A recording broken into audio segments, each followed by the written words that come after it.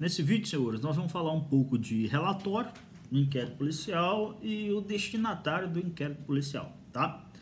Esse relatório do inquérito policial, ele consta mais precisamente lá no artigo 10, parágrafo 1º do Código de Processo Penal, que tem a seguinte redação. O caput está dizendo o prazo, né? Leio para vocês. O inquérito deverá terminar no prazo de 10 dias, se o indiciado tiver sido preso em flagrante ou estiver preso preventivamente, contado o prazo, nesta hipótese, a partir do dia em que se executar a ordem de prisão, ou no prazo de 3 dias, blá, blá, blá, blá, blá, blá. O que interessa aqui para nós é mais precisamente o parágrafo 1º e o parágrafo 2º. O parágrafo 1º está dizendo, ó, a autoridade fará minucioso relatório do que tiver sido apurado e enviará os autos ao juiz competente. Parágrafo 2º.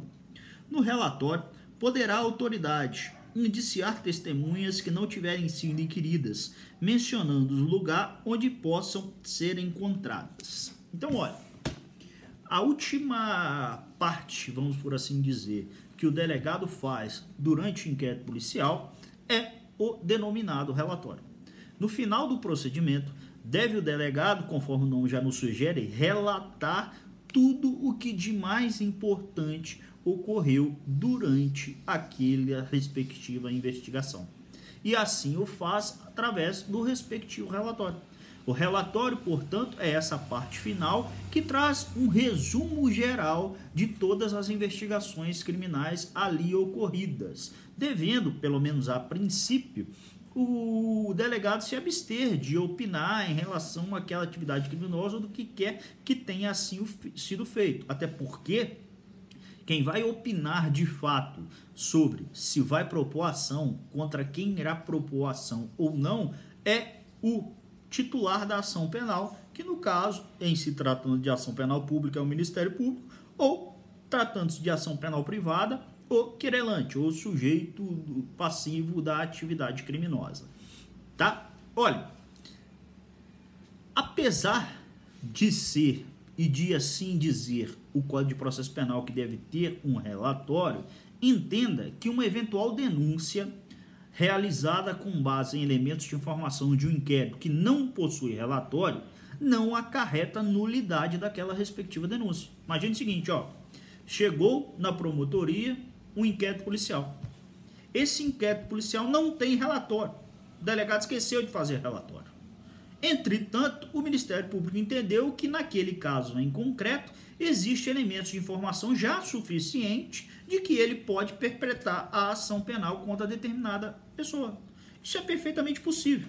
Apesar de ter havido um erro ali daquela autoridade policial em nem realizar o relatório, em não realizar o relatório, isso não afeta a ação penal. Porque que afeta a ação penal é ter ou não justa causa. Até porque o próprio inquérito policial é dispensável. Se o próprio inquérito policial é dispensável, ou seja, se o Ministério Público já contar com outros elementos que façam crer a possibilidade da eventual ação penal, quiçá um simples relatório da autoridade policial, tá? Óbvio que houve uma falha naquela respectiva investigação que deverá ter um relatório.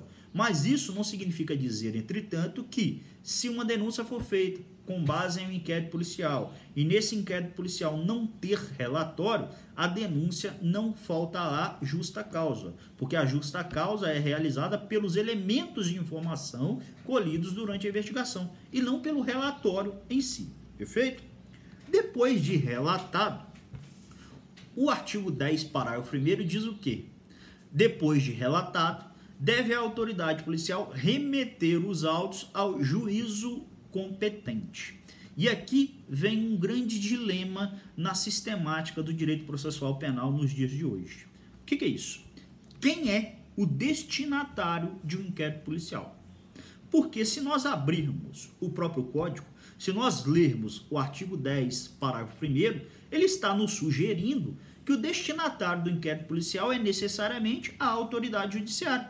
Porque ele está dizendo, ó, depois de terminado, depois de relatado, você, senhor delegado, deve remeter o inquérito policial ao juiz competente, razão pela qual subentende-se que o destinatário desse inquérito policial é necessariamente a autoridade judiciária. Mas entendam, em muitos casos, em muitos estados, se vocês pegarem, por exemplo, na Justiça Federal, tem até resolução nesse sentido, dizendo que é possível o que nós chamamos de tramitação direta. E o que significa tramitação direta? Em vez destes autos do inquérito policial ser remetido à autoridade judiciária, ele é remetido diretamente ao Ministério Público. E o próprio Ministério Público pode remeter para a autoridade policial novamente ou pode requerer algo que dependa da tutela jurisdicional. Isso é o que nós denominamos de tramitação direta, ou seja, é tramitar diretamente inquérito policial entre autoridade policial de um lado e Ministério Público do outro, não precisando haver aqui necessariamente uma relação triangular entre inquérito juiz, juiz MP, MP juiz, juiz delegado. Tá? O que se discute hoje é se isso é possível, se isso é constitucional, se isso é legal ou se isso não é legal. Saliento a vocês que tem doutrina em sentido contrário e tem doutrina favorável à tramitação direta. O principal argumento daqueles que não admitem a tramitação direta é o próprio artigo 10, parágrafo 1º. Porque o artigo 10, parágrafo 1º significa o quê? Estabelece o quê? Inquérito tem que ser remetido à autoridade judiciária. E a autoridade judiciária é que vai abrir vista do mesmo ao Ministério Público. Tá? Então, eles, com base nesse dispositivo, estabelecem que o código, que é lei, estabelece que deve ser remetido à autoridade judiciária. Se o código assim estabelece, não pode resoluções, que é o que nós temos hoje, resoluções de tribunais, resoluções da Justiça Federal, dizer algo contrário à lei, que ele estabelece aqui aquela hierarquia lá do direito administrativo, senhores, do poder regulamentar, qual seja, o poder regulamentar serve para regulamentar uma lei. Se ele serve para regulamentar uma lei, ele não pode dizer algo contrário ao que a lei assim estabelece. E a lei estabelece que a autoridade que deve receber é o juiz, não o Ministério Público. Razão pela qual eles entendem que estes atos normativos infralegais são necessariamente ilegais, tá? Entretanto, senhores, boa parcela da doutrina entende que não. Boa parcela da doutrina entende que isso é até mesmo muito salutar, ou seja, de que não deve haver muita interferência no judiciário nessas tramitações perante a autoridade policial, perante o Ministério Público, devendo o juiz ali só realizar atos para fazer prevalecer os direitos e garantias fundamentais daquele sujeito eventualmente investigado, daquele sujeito que for sendo indiciado naquela respectiva localidade.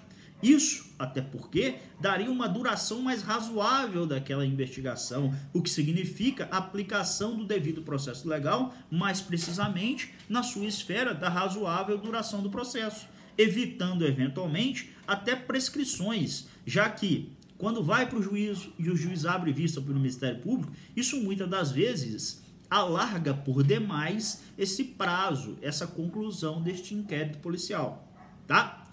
Digo a vocês para ficarem atentos, mais precisamente, vou pegar aqui, ó, a ação direta de inconstitucionalidade número 4.305, ação direta de inconstitucionalidade número 4.305 de 2009, que tende a discutir isso no Supremo Tribunal Federal. Trata-se de uma ADI proposta pela Associação Nacional dos Delegados de Polícia e o que eles estão ali discutindo é a tramitação direta é constitucional ou não é constitucional. Enquanto não haja julgado do Supremo nesse sentido, digo a vocês, tem corrente para um lado e tem corrente para o outro. Particularmente, acho que não há problema nenhum nessa tramitação direta. Tá? Não vejo nulidade nenhum em tal fato acontecer. Pelo contrário, acho até bom. Acho que isso preserva o sistema acusatório. Acho que esse juiz deve ficar mais aqui distante possível dessa fase investigatória para não comprometer sua imparcialidade. Mas isso é a minha opinião, tá? Eu não sei o que o Supremo vai decidir em relação ao caso. Não temos nem decisão liminar, nem decisão de mérito nessa ADI. Mas, eventualmente, se surgir notícias do seu julgamento, obviamente que eu falaria com vocês. Mas acompanhe aí todo o tramitar dessa ADI para a gente saber e concluir o que vai entender o Supremo Tribunal Federal sobre a possibilidade ou não da tramitação direta, tá? Então, o que nós vimos nesse bloco de aula? Vimos em si que o relatório é a parte final do inquérito, onde o delegado deve realizar todas as diligências, deve relatar todas as diligências feitas e, assim o fazendo, remeter à autoridade judiciária conforme o Código de Processo Penal. Entretanto, existe o que nós chamamos de tramitação direta. Agora, se a tramitação direta é constitucional, é legal ou não é legal, isso o Supremo Tribunal Federal assim será analisado na respectiva ADI mencionada, tá?